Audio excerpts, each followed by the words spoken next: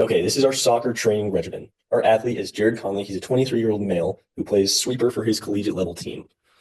Brief introduction to soccer. Soccer is a contact sport that's played all across the world. It's played on a field that's 120 yards long and 75 yards wide for a total of 9,000 square feet for the athletes to cover. A match lasts 90 minutes, split evenly into 45-minute halves, and play only stops for injuries, fouls, and halftime, meaning that athletes are continually moving and running for up to 90 minutes with very brief and few interruptions. Because of this, athletes must maintain a high level of fitness requiring strong aerobic endurance and the ability to perform repeated high-intensity actions involving speed, agility, strength, and power to be effective in their sport. Our training philosophy is prioritized around improving strength, power, and aerobic endurance to enhance on-field performance and overall effectiveness. In the initial preliminary testing, Jared showed to be just below average in one test for agility, one test for power, and one test for aerobic endurance. Because of that, we have decided to focus on these skills, and a well-rounded training plan incorporates resistance training along with additional methods such as plyometrics, agility work, and conditioning to meet performance demands. Jared is a sweeper, and so he spends the majority of the game moving and positioning himself across the field and regularly switches from jogging at about 30 to 60% of his maximal capacity to quickly switching to a full-out sprint, and so utilizes the oxidative, glycolytic, and phosphocreatine energy systems. So soccer requires its athletes to be powerful, agile, and able to change direction across all of the planes of movement. High levels of power are essential for explosive change of directions. High levels of strength are required to win physical contests against your opponent on the ground and in the air for the ball. Aerobic endurance is necessary so that athletes can maintain a high level of play throughout the entire duration of their match.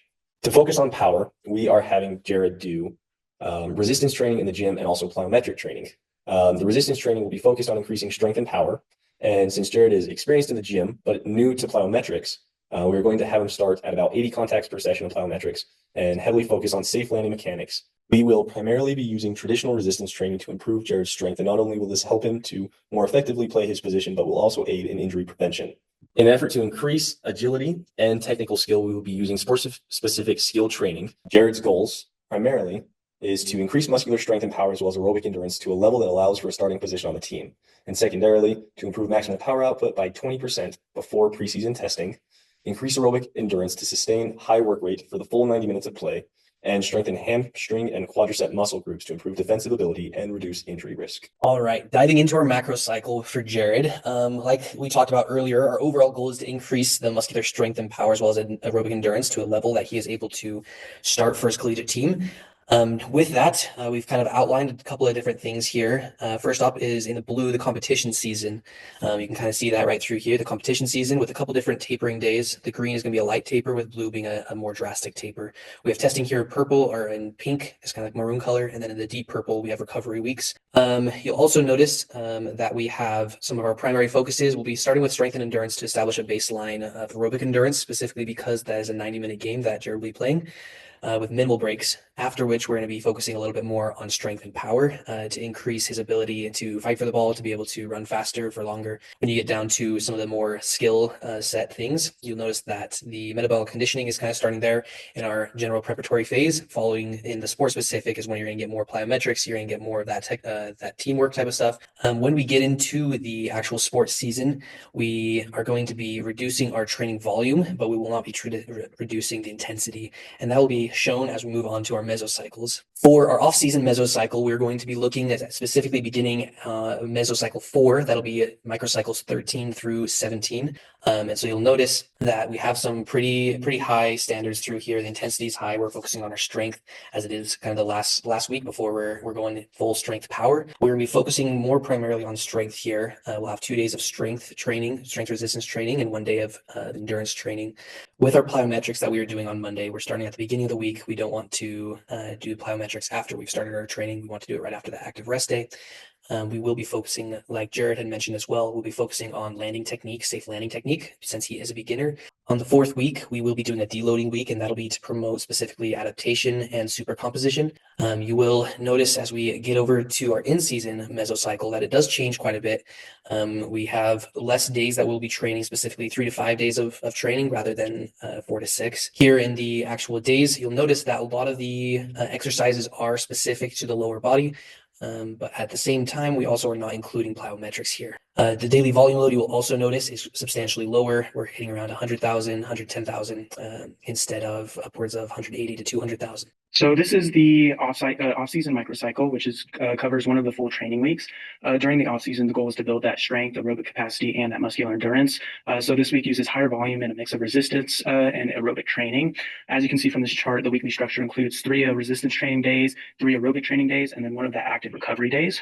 So here's a breakdown of each day and what it mainly focuses on. So Monday is going to be one of those resistance training days, and it's going to focus on the upper body muscular strength. And as you can see by the intensity, it's mainly that 85% of that 1 rep max. Tuesday is more of an aerobic day. It's a long, slow distance aerobic training, about 60 to 90 minutes at a slow pace to build that aerobic base.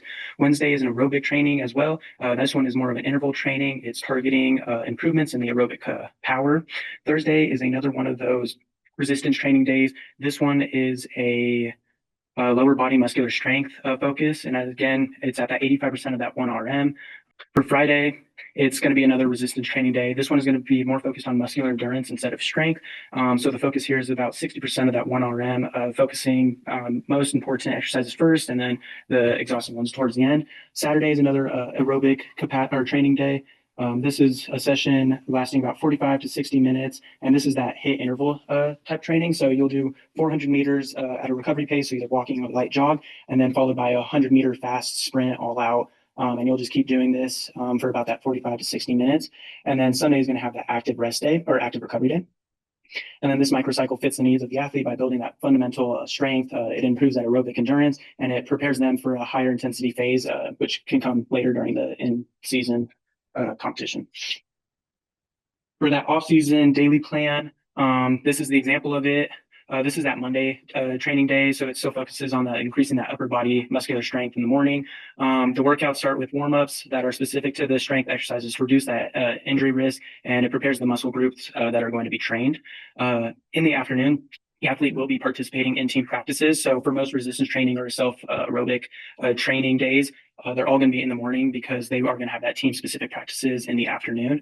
And then this daily plan supports that weekly goals by developing strength in the morning. And then again, that sports specific skill in the afternoon. So this is that in-season microcycle. Once the athlete is competing, the priority shifts from building that new strength that was in the off-season to maintaining the strength and performance while managing that fatigue.